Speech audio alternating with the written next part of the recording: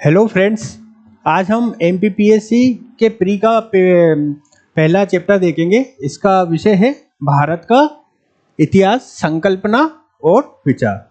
है ना, क्या है संकल्पना और विचार। ठीक है, तो इसके टॉपिक्स हम देखते हैं। विषय वस्तु के अंतर्गत पहले हम देखेंगे प्राचीन भारतीय ज्ञान परंपरा, फिर आएगा भारतवर्ष, वेद, उपनिषद, आरण्यक, ब्राह्मण ग्रंथ, षट दर्शन, स्मृतियां, रीत, सभा, समिति, गणतंत्र, वर्णाश्रम, पुरुषार्थ, ऋण संस्कार, पंच महायज्ञ, कर्म का सिद्धांत, बोधिसत्व और तीर्थंकर। है ना, जो एमपीपीएससी के प्रीलिम्स का पहला जो अध्याय है उसके अंतर्गत भारतीय ज्ञान परंपरा के अंतर्गत ये तत्व आते हैं। है ना, तो अब आइए हम इनका विस्तार से अध्ययन करते हैं। ठीक है ना, पहला है प्राचीन भारतीय ज्ञान परंपरा। है ना, प्राचीन भारतीय ज्ञान परंपरा। ठीक है, हमारी जो प्राचीन भारतीय ज्ञान परंपरा है वो हम अगर देखें तो वैदिक काल से प्रारंभ होती है। ना, वैदिक काल में जो 4 वेद लिखे गए थे वहां से हमारी जो प्राचीन भारत की जो ज्ञान की परंपरा है वहां से प्रारंभ होती है। फिर ये जैसे जैसे हम आगे बढ़ते जाते हैं उपनिषद काल में भी हुई थी और बौद्ध और जैन धर्म से ये आगे बढ़ती रही और इसका जो भारतीय ज्ञान परंपरा है वर्तमान में भी ये प्रासंगिक बनी हुई है। है ना, जैसे दयानंद सरस्वती जी ने, स्वामी दयानंद सरस्वती जी ने बोला है कि वेदों की ओर लौटो। क्या बोला है? वेदों की ओर लौटो। है ना, मतलब वेद में जो शिक्षाएं प्रदान की गई है उनको ग्रहण करने की बारे में दयानंद सरस्वती जी ने बताया है। वेदों की ओर लौटो। ठीक है, अगर इसके बारे में और कुछ देखें तो ये जो इसके प्रवर्तक थे प्राचीन भारतीय ज्ञान परंपरा के, इसमें जो लोग थे वो स्वदेशी लोग थे और बहुत सारी जानकारी, है ना, आनुवांशिक जानकारी, कंकालों की पुनर्संरचना और पुरातत्व जानकारी के आधार पर यह बात प्रमाणित हो चुकी है कि जो भारतीय ज्ञान परंपरा है वो प्रमाणिक है। जैसे शून्य का आविष्कार, है ना, आपने सुना होगा शून्य का आविष्कार। है ना, शून्य का आविष्कार किसने किया है? भारत ने किया है शून्य का आविष्कार।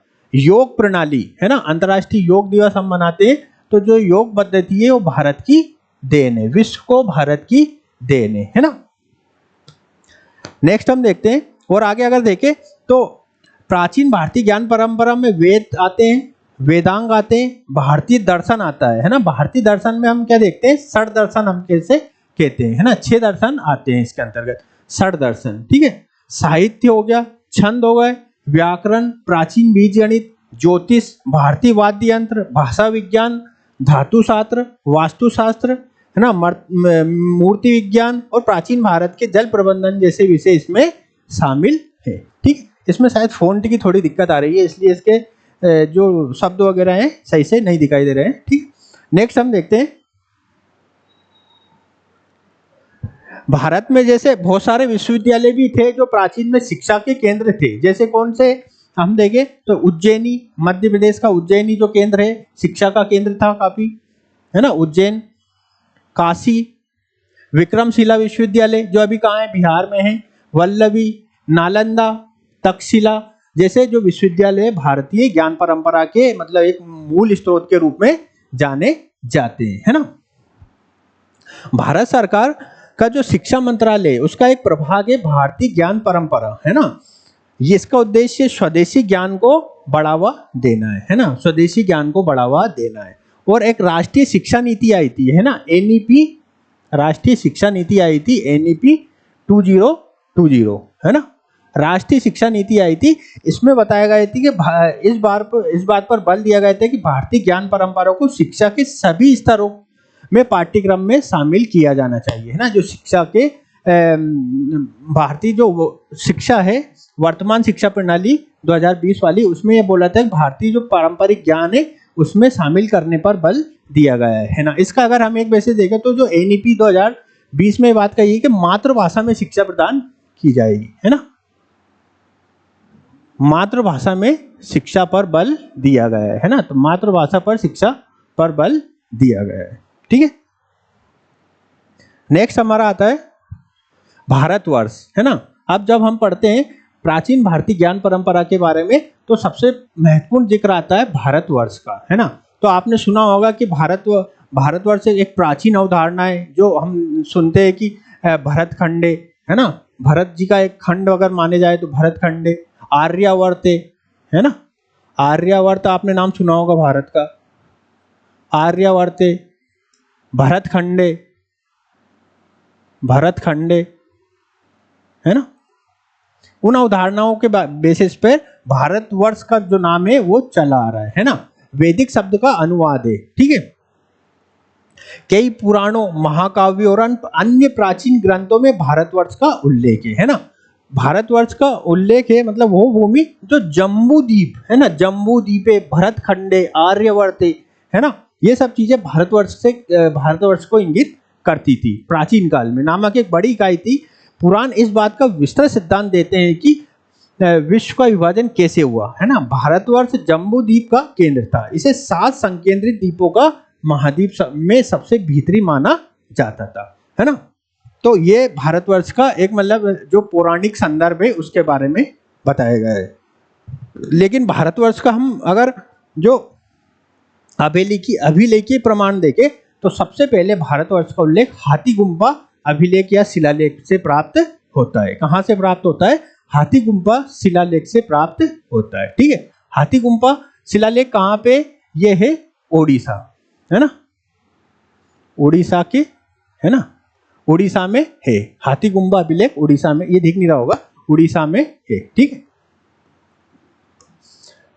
ठीक है। और कहां पे? उदयगिरी पहाड़ियों पर स्थित है, ठीक है। इस शिलालेख का निर्माण राजा खालवेल ने इसको बनवाया था, ठीक है। महाभारत शब्द का उल्लेख महाभारत में भी मिलता है। महाभारत में भारत को भारतवर्ष या भारत क्षेत्र के नाम में वर्णित किया गया है। ये उस समय से जुड़ा है जब भारतीय उपमहाद्वीप को इस नाम से भी जाना जाता है। जैन पुराणों के मुताबिक जैन धर्म का प्रथम तीर्थंकर भगवान ऋषभदेव के पुत्र भरत चक्रवर्ती के नाम पर इस देश का नाम पड़ा है ना। तो अलग अलग जो भारत के धर्म है, जैसे बौद्ध धर्म हो गए, जैन धर्म हो गए, अपने अपने जो प्रवर्तक है उनके आधार पर भारतवर्ष को बताने का मतलब भारतवर्षों को इस तरह से उन्होंने बताया है, ठीक है। नेक्स्ट आता है वेद, है ना। वेद भारतीय ज्ञान परंपरा का सबसे बेसिक या आधारभूत स्रोत माने जाते हैं, ठीक है। वेद क्या है? विश्व के सबसे प्राचीन धार्मिक और दार्शनिक ग्रंथ है ना। वेद शब्द संस्कृत के विद शब्द से बना है जिसका अर्थ होता है ज्ञान। वेदों में ज्ञान का स्रोत है जो सभी कालों में मनुष्य को उपयोगी वस्तुओं की प्राप्ति और उनके उपयोग के उपायों को बताता है ना। वेद क्या है? भारतीय जो ज्ञान परंपरा है उसका सबसे प्राचीनतम स्रोत माना जाता है, ठीक है। अब हम वेदों को देखें तो वेद सामान्यतः 4 प्रकार के माने गए हैं ना। वेदों के प्रकारों में हम देखें तो वेद 4 प्रकार के माने गए हैं। कौन कौन से? पहला है ऋग्वेद, दूसरा है सामवेद, तीसरा है यजुर्वेद और चौथा है अथर्ववेद, ठीक है। ऋग्वेद में क्या है? ऋग्वेद सबसे प्राचीनतम वेद है। इसमें देवताओं के सम्मान में लिखी गई प्रार्थनाएं सम्मिलित है, ठीक है। अगर हम इसको फैक्चुअल इंफॉर्मेशन के थ्रू देखें तो इसमें 10,580 मंत्र, 1028 सूक्त है तथा 10 मंडल इसमें शामिल है, ठीक है। नेक्स्ट आता है हमारा सामवेद, है ना। सामवेद इसमें यज्ञ के अवसर पर गाए जाने वाले मंत्रों का उल्लेख मिलता है। इसे संगीत की प्राचीनतम पुस्तक भी माना जाता है ना। अगर देखा जाए संगीत का, अगर कोई पूछा जाए कि संगीत का जनक कौन सा वेद माना जाता है तो वो सामवेद माना जाता है, ठीक है। नेक्स्ट आता है हमारा यजुर्वेद। यजुर का अर्थ होता है ना, यजु का अर्थ होता है यज्ञ, है ना। इसमें यज्ञ की विधियों का वर्णन है, ये कर्मकांड प्रधान है। नेक्स्ट आता है अथर्ववेद। अथर्ववेद सबसे अंतिम वेद है। इसमें तंत्र मंत्र, जादू टोना की पद्धतियों का वर्णन किया गया है। नेक्स्ट आता है उपनिषद। अब देखो वेद और उपनिषद क्या है कि जो पहले तो मैं वेद के बारे में एक बात बताना भूल गया कि वेद कोई लिखित नहीं है ना, इसको मतलब भगवान के द्वारा या मतलब सुनने सुनाने के क्रम में वेद आए हैं। अब वेदों को एक संकलन करके उपनिषद में रखा गया है ना।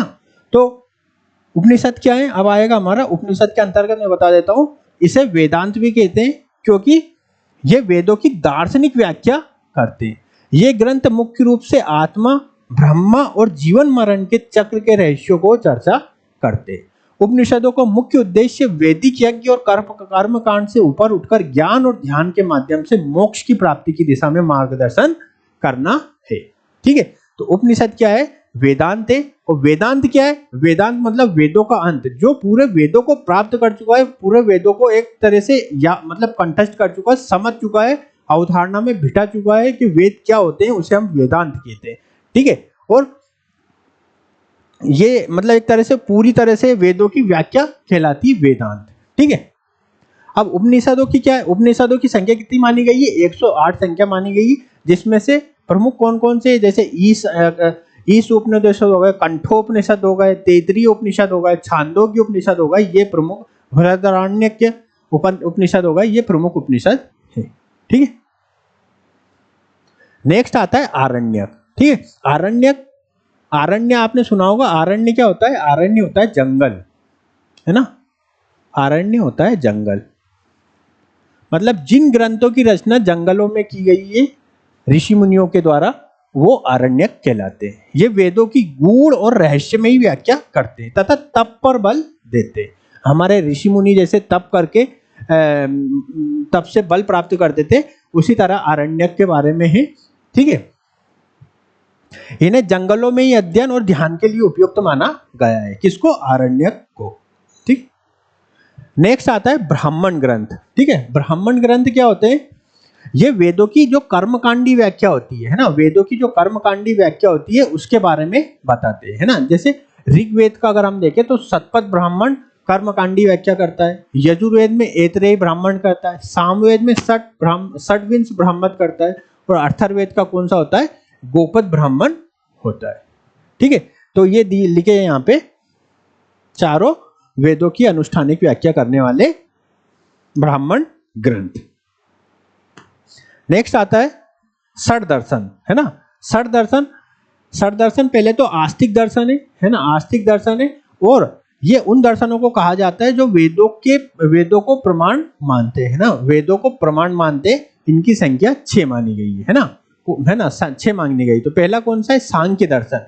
ये दर्शन में संपूर्ण जगत का विश्लेषण और आध्यात्मिक स्वरूप का मतलब आध्यात्मिक स्वरूप का विश्लेषण किया जाता है ना। सांख्य का इस दर्शन में संपूर्ण जगत का विश्लेषण और आध्यात्मिक स्वरूप का विश्लेषण किया जाता है। ठीक है, योग, नेक्स्ट आता है योग। इस दर्शन में शारीरिक, मानसिक और आध्यात्मिक स्वास्थ्य के लिए अभ्यास किए जाने वाले अभ्यास का विश्लेषण किया जाता है। योग मतलब योग क्रियाएं, जो वर्तमान में मैंने बताया था कि योग दिवस को अंतर्राष्ट्रीय स्तर पर भी मान्यता प्राप्त है।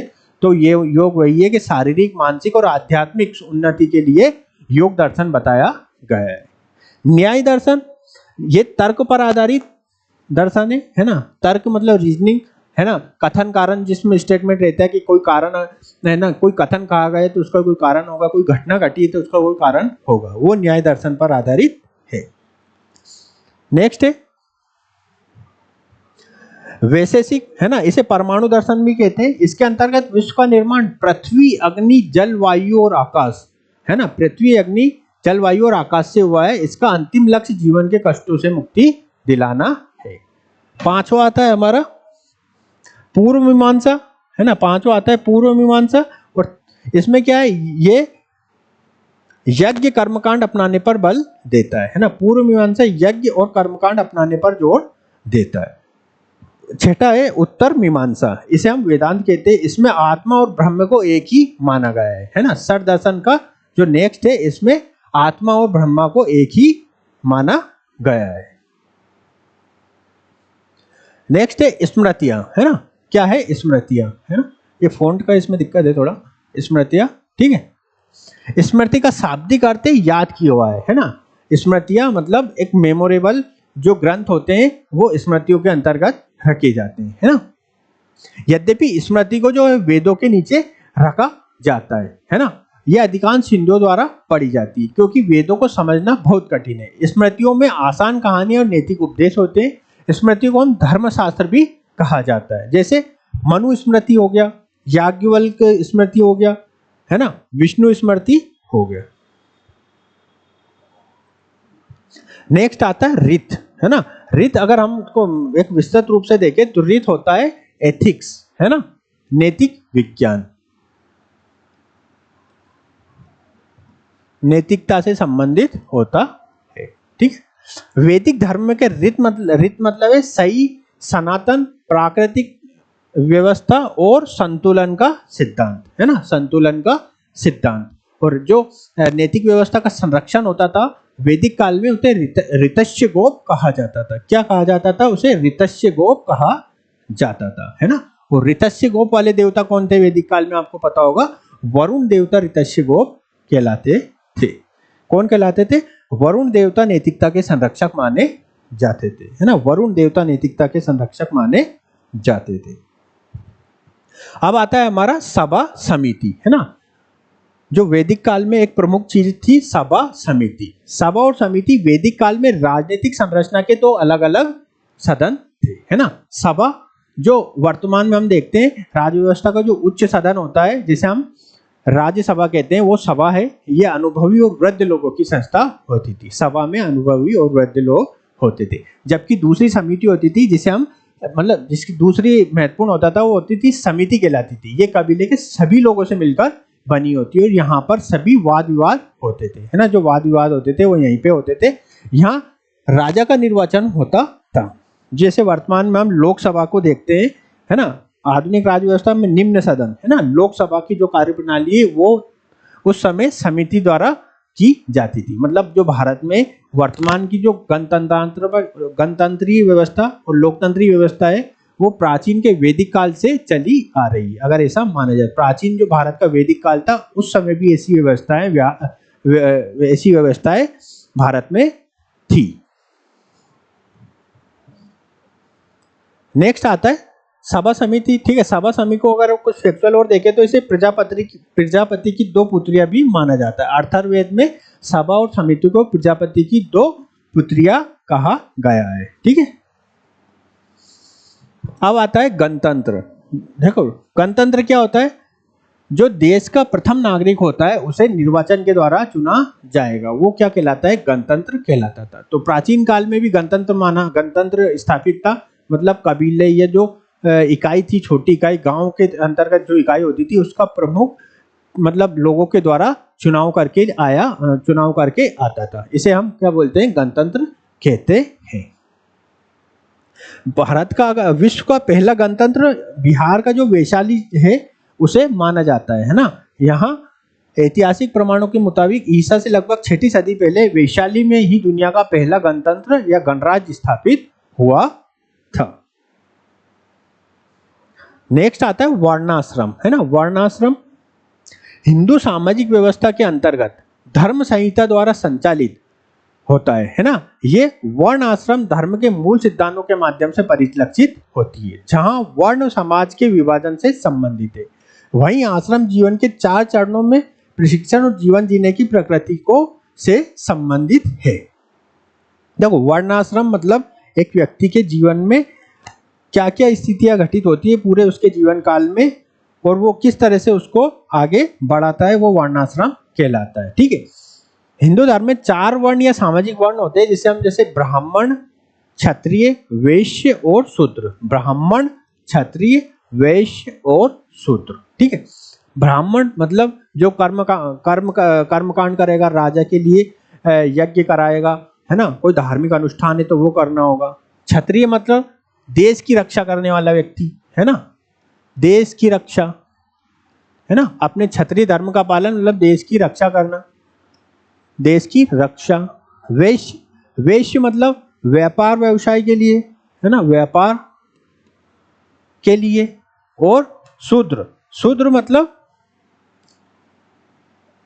शूद्र एक तरीके से मतलब ऐसा व्यक्ति माना जाता है कि जो ऐसे कार्य जो कोई और नहीं करता हो, जैसे किसी साफ सफाई का कार्य हो गया, है ना, शूद्र, है ना, साफ सफाई वाले कार्य, है ना, मतलब एक निम्न कार्य करने वाले को शूद्र माना जाता है ना। नेक्स्ट आता है वर्णाश्रम के अंतर्गत ब्राह्मणों को बुद्धिजीवी माना जाता था, है ना। वर्णाश्रम के अंदर ब्राह्मणों को बुद्धिजीवी माना जाता है, जैसे पुजारी और शिक्षक। क्षत्रियों को रक्षकीय में बता चुका हूँ, वैश्यों को उत्पादक और शूद्रों को सेवक माना जाता था, ठीक है। कारीगर और मजदूर इसके अंतर्गत आते थे। नेक्स्ट आता है इसके अंतर्गत आश्रम व्यवस्था के मुताबिक व्यक्ति की उम्र 100 साल तक मानी गई है ना, है ना। ये आश्रम ही देख रहे थे ना, वर्ण था, वर्ण सिस्टम। और ये वर्णाश्रम में 4 आश्रम होते हैं। कौन कौन से आश्रम होते हैं? ब्रह्मचर्य आश्रम, पहला है ब्रह्मचर्य आश्रम, जिसमें 0 से 25 साल तक सामान्यता माना जाता है। इसमें व्यक्ति को शैक्षणिक उपलब्धियां शामिल होती है और बौद्धिक विकास इसमें होता है, ठीक है। इसमें शिक्षा संबंधी कार्य किए जाते हैं, किसमें? ब्रह्मचर्य आश्रम में। नेक्स्ट आता है गृहस्थ आश्रम, जो सामाजिक जीवन और एक तरह से वैवाहिक जीवन जीने के लिए गृहस्थ होता है। 20 से 50 साल तक की उसको माना जाता है। परिवार की जिम्मेदारियां इसके अंतर्गत आती है, ठीक। वानप्रस्थ आश्रम, ये 50 से 75 वर्ष के लिए सामान्यता माना जाता है। इसमें आध्यात्मिक उत्कर्ष के लिए वन में जाना बताया गया है।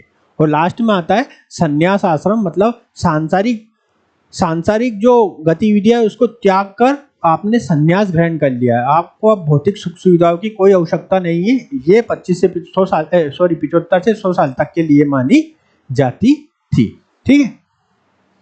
नेक्स्ट आता है हमारा पुरुषार्थ, है ना। पुरुषार्थ का अगर हम देखें शाब्दिक अर्थ है पुरुष का अर्थ, है ना। पुरुष किस मतलब से कार्य करता है, तो पुरुषार्थ मतलब पुरुष का अर्थ, पुरुष का मतलब हम इसको डायरेक्ट रूप में देख सकते हैं। ये 4 प्रकार का होता है। कौन कौन से प्रकार होते हैं पुरुषार्थ के? धर्म, अर्थ, काम और मोक्ष। धर्म, अर्थ, काम और मोक्ष। धर्म, अर्थ, काम और मोक्ष। धर्म का मतलब होता है कि व्यक्ति को अपने नैतिक लक्ष्य को प्राप्ति पूर्ण करने के लिए धर्म कार्य करना चाहिए। अर्थ का मतलब होता है कि व्यक्ति को अपने जीवन यापन के लिए आर्थिक संसाधनों के दोहन के माध्यम से धन अर्जित करना चाहिए। काम का अर्थ होता है कि व्यक्ति के सुख और मतलब एक तरह से संतानोत्पत्ति के लिए शादी वगैरह करना, है ना। काम मतलब एक तरीके से सुख और प्रेम से जुड़ा हुआ है, ये, है ना, सुख और प्रेम से जुड़ा हुआ है ना। काम उसी को संदर्भ में किया जाता है, ठीक है। मोक्ष आता है हमारा, ये चरम पुरुषार्थ है। इसमें व्यक्ति मोक्ष की प्राप्ति, मतलब इन तीनों चीजों से ऊपर उठने की बात अगर आएगी तो वो मोक्ष के लिए प्राप्ति करेगा, है ना। आप लास्ट में कहते हैं भगवान हमें मोक्ष प्रदान कर दिया जाए, मतलब इन चीजों से मुक्ति प्राप्त हो जाए, ऊपर की 3 चीजों से। नेक्स्ट आता है, इन्हें पुरुषार्थ चतुष्टक भी कहा जाता है। इन चारों पुरुषार्थों में मानव जीवन का मुख्य लक्ष्य भी क्या है? मोक्ष है। इसे इसलिए मोक्ष को चरम पुरुषार्थ भी कहा गया है। नेक्स्ट आता है ऋण संस्कार, है ना। व्यक्ति के अपने जीवन में किन भारतीय संस्कृति के मुताबिक मनुष्य अपने देवों, ऋषियों और पितरों के प्रति ऋणी माना जाता है, क्योंकि वो इन लोगों से कुछ ना कुछ ग्रहण करता है ना। तो सामान्यतः 3 ऋण माने गए हैं। कौन कौन से ऋण माने गए हैं? देव ऋण माना गया है,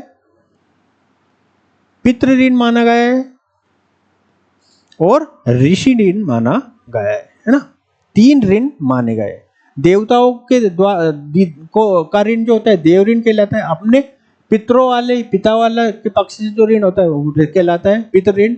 और अंतिम होता है ऋषि ऋण, है ना। जो हमारे गुरुओं और शिक्षकों का जो ऋण होता है वो ऋषि ऋण कहलाता है, ठीक है। तो इनको चुकाना भी अनिवार्य होता है। नेक्स्ट आता है पंच महायज्ञ, है ना। 5 तरह के यज्ञ होते हैं। कौन कौन से? धर्मशास्त्रों के मुताबिक हर गृहस्थ को रोजाना पंच महायज्ञ करना चाहिए। पंच महायज्ञ गृहस्थ आश्रम में प्रवेश करने के बाद किए जाने वाले 5 नैतिक कर्तव्यों को कहते हैं। कौन कौन से पंच महायज्ञ? पहला है ब्रह्म यज्ञ, दूसरा है पितृयज्ञ, तीसरा है देव यज्ञ, ठीक है, चौथा है भूत यज्ञ और 5वां है अतिथि यज्ञ, है ना। ये 5 यज्ञों को संपन्न कराना होता है। तो इसमें इसके 5 यज्ञों के विशेष जानकारी बताई गई कि ब्रह्म यज्ञ के बारे में क्या होता है। इसमें वेदों के धार्मिक ग्रंथों का अध्ययन करना, उन्हें दूसरों को पढ़ाना शामिल होता है। इसका नियमित अभ्यास करने से बुद्धि बढ़ती है और पवित्र विचार मन में स्थिर हो जाते हैं ना। पितृयज्ञ श्राद्ध कर्म में किया जाता है। देव यज्ञ में देव पूजा और अग्निहोत्र कर्म किया जाता है। इसमें अग्नि के 5 रूप होते हैं। भूत यज्ञ में पंचबलि दी जाती है और अतिथि यज्ञ में अतिथियों का पूजन और सत्कार किया जाता है। अब आता है हमारा कर्म का सिद्धांत। कर्म का सिद्धांत काफी कठिन माना जाता है ना। जहां व्यक्ति अच्छे कर्म को जीवन को प्रगति की दिशा में ले जाते हैं और बुरे कर्म व्यक्ति को विनाश की ओर ले जाते हैं ना। मतलब कर्म प्रधान विश्व करीरा का, जो जस कर्म तस फल चाका। जो व्यक्ति जैसा कर्म करेगा उसे वैसा ही फल प्राप्त होगा, है ना। कर्म प्रधान विश्व करीरा का मतलब कर्म ही प्रधान है व्यक्ति का।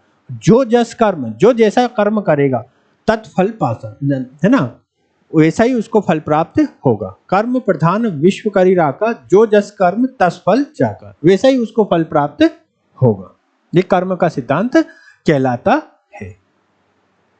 अब हम आते, ये तो प्राचीन भारतीय ज्ञान परंपरा के अंतर्गत हमने जो चीजें देखी है ये हिंदू धर्म से संबंधित है। परंतु 5वीं और 6वीं शताब्दी में जब लोहे की खोज हुई थी, वहां पे भारतीय जो हिंदू धर्म में जो उत्तर वैदिक काल में काफी अपृश्यता, छुआछूत, है ना, भेदभाव जैसी स्थितियां उत्पन्न हो गई थी। जो समाज का निचला वर्ग है वो किसी अन्य धर्म की ओर उन्मुक्त होने लगा था। उसमें बौद्ध धर्म और जैन धर्म आगे बढ़कर आए थे, जिसमें महावीर, स्वामी और गौतम बुद्ध प्रमुख थे।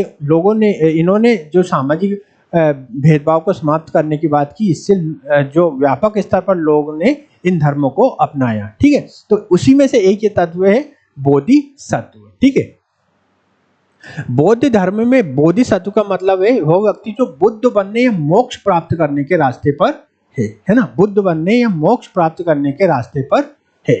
ठीक है, तो ये बोधिसत्व कहलाता है। मतलब अभी तक अगर 5वीं शताब्दी ईसा पूर्व से देखें तो ऐसे लोग हुए हैं जो बोधिसत्व को प्राप्त हुए। इसमें कौन कौन से? अवलोकितेश्वर, मंजूश्री, वज्रपाणी, क्षितिगर्भ और मैत्रेय, है ना। ये किनके नाम है? जो बोधिसत्व हो गए हैं, मतलब जिन्होंने महात्मा बुद्ध के बराबर ज्ञान प्राप्त कर लिया है, ये उनके समान हो गए हैं। ठीक है, ये क्या कहलाते हैं? बोधिसत्व कहलाते हैं। नेक्स्ट आते तीर्थंकर। तीर्थंकर किस में प्रचलित है? तीर्थंकर जैन धर्म में प्रचलित है ना। जैन धर्म की मान्यता के अनुसार 24 तीर्थंकर हुए, है ना। 24 तीर्थंकर हुए। कितने हुए? 24 तीर्थंकर हुए। ये आत्मज्ञान पर बल देते हैं, है ना। तीर्थंकर संसार के सागर से पार जाने को तीर्थ की रचना करते। तीर्थंकर शब्द का अर्थ है तीर्थ के संस्थापक, है ना। तीर्थंकर धर्म के उद्धारकर्ता और सर्वोच्च आध्यात्मिक शिक्षक होते हैं। जैन मान्यता के अनुसार तीर्थंकर सर्वोच्च प्राणी है जिन्होंने जन्म मृत्यु के चक्र से मुक्ति पाकर परम सुख प्राप्त किया है। तो ये क्या कहलाते? ये तीर्थंकर कहलाते हैं। ठीक है, प्रथम तीर्थंकर कौन थे? ऋषभदेव थे। प्रथम तीर्थंकर कौन थे? ऋषभदेव थे। ठीक है, और अंतिम तीर्थंकर, है ना, महावीर स्वामी थे। महावीर स्वामी। अंतिम कौन थे? महावीर स्वामी। ठीक है,